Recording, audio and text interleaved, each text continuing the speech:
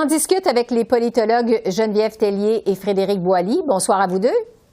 Oui, bonsoir. Bonsoir. La première ministre, Danielle Smith, affirme que le premier ministre Trudeau va trop loin et que les pensions de millions de personnes âgées et des travailleurs ne sont pas en danger. Frédéric, d'abord, qu'est-ce que vous pensez de cet affrontement entre Danielle Smith et Justin Trudeau?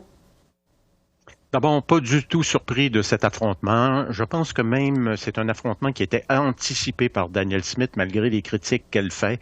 C'est-à-dire que elle sait bien que la nature du projet, celle de créer un régime de pension en Alberta, fait en sorte que le gouvernement fédéral ne pouvait que réagir à un moment donné ou l'autre. D'ailleurs, quand le projet était annoncé, on a vu des réactions non seulement du régime de pension lui-même avec ses porte-parole, mais aussi de certains premiers ministres provinciaux.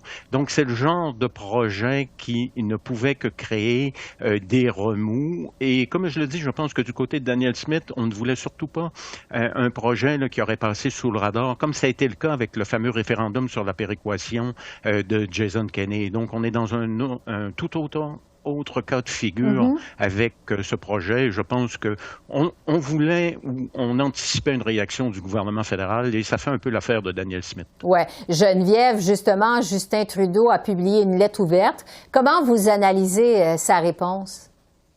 Oui, elle est un peu surprenante, je vous dirais par son ton. Alors, Monsieur Trudeau très rapidement a dit non, c'est pas une bonne idée, ça va nuire à beaucoup de Canadiens.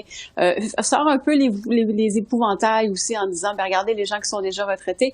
Et il aurait pu choisir une autre façon de s'y prendre. Il aurait pu choisir un peu plus la collaboration, puis dire, ben vous savez, si on veut, assoyons-nous ensemble, puis discutons, puis regardons si on a des irritants. Puis je pense que M. Trudeau veut clairement se démarquer par rapport à n'importe quel parti conservateur, et c'est pas nécessairement aux Albertains qui parlent, mais je pense que c'est au reste du Canada aussi, en disant, ben si vous avez un gouvernement conservateur, ben voici ce que ça donne. Évidemment, en toile de fond, ben il y a la joute en ce moment avec à Ottawa entre Pierre Poilievre puis Justin Trudeau. Donc je pense que ça explique un peu son ton. Maintenant, est-ce que les Canadiens vont embarquer dans ce discours-là? M. Trudeau a probablement noirci un peu trop. C'est un peu grossier ce qu'il a fait là. C'est pas vrai que ça va nuire, c'est pas vrai que ça va causer un problème épouvantable. Oui, peut-être que le reste du Canada va devoir payer un petit peu plus, mais c'est pas la catastrophe. Et donc le ton surprend dans justement ces échanges-là. Ouais. La première ministre Smith a annoncé des consultations publiques pour connaître l'opinion des Albertains sur ce retrait possible du régime. Un référendum pourrait même être organisé. Frédéric, est-ce qu'il y a vraiment de l'appétit chez les Albertains pour ce changement? Pour le moment, je dirais que non. Et s'il y avait eu un appétit qui était aussi important, on en aurait parlé lors de l'élection provinciale en mai dernier. Or, c'est pas une thématique qui a été mise de l'avant par Danielle Smith.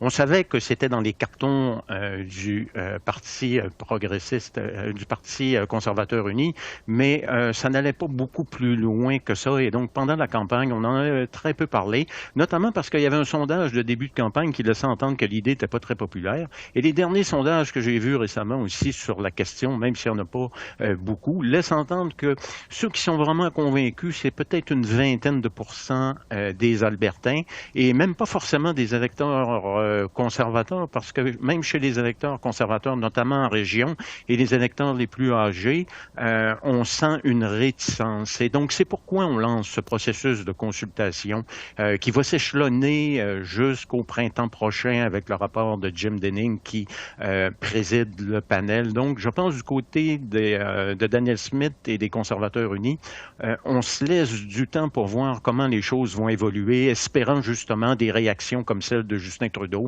qui peuvent peut-être susciter une certaine gagne, non seulement chez des conservateurs, mais aussi chez d'autres électeurs là, qui sont peut-être sur la barrière, à savoir qu'est-ce qu'ils devraient faire avec éventuellement une question référendaire. Oui.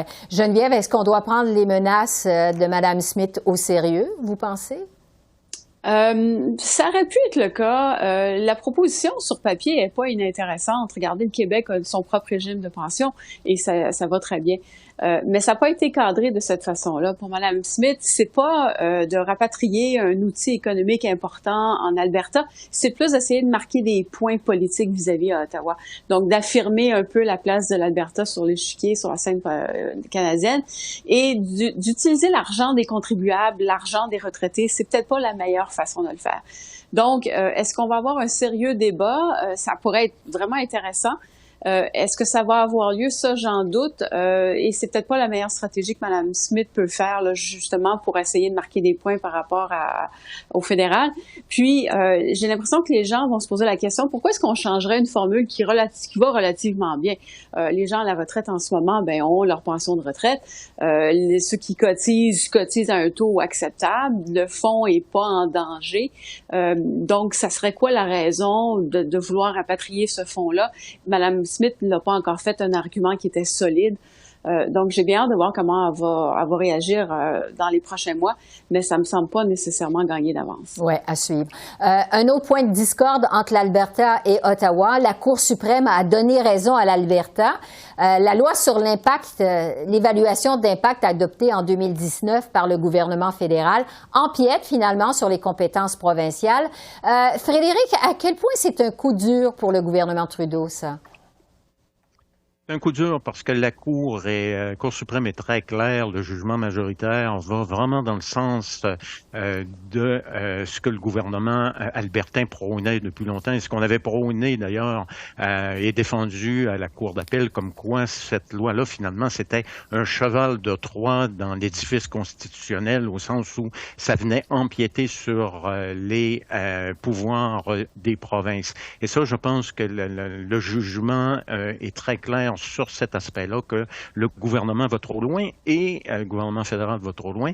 Et ça vient aussi galvaniser les troupes du côté des conservateurs unis parce que ça vient leur donner une prise comme quoi on a raison du côté des conservateurs unis de s'opposer au gouvernement fédéral.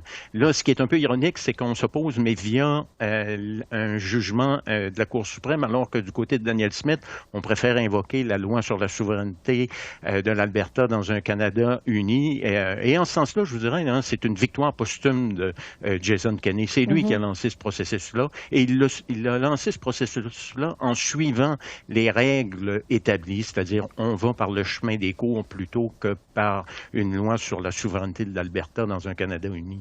Oui. Geneviève, il y a le ministre de l'Environnement, Steven Guilbeault, qui est d'avis que cette décision donne raison au fédéral sur le fond de la loi. Qu'est-ce que vous en pensez?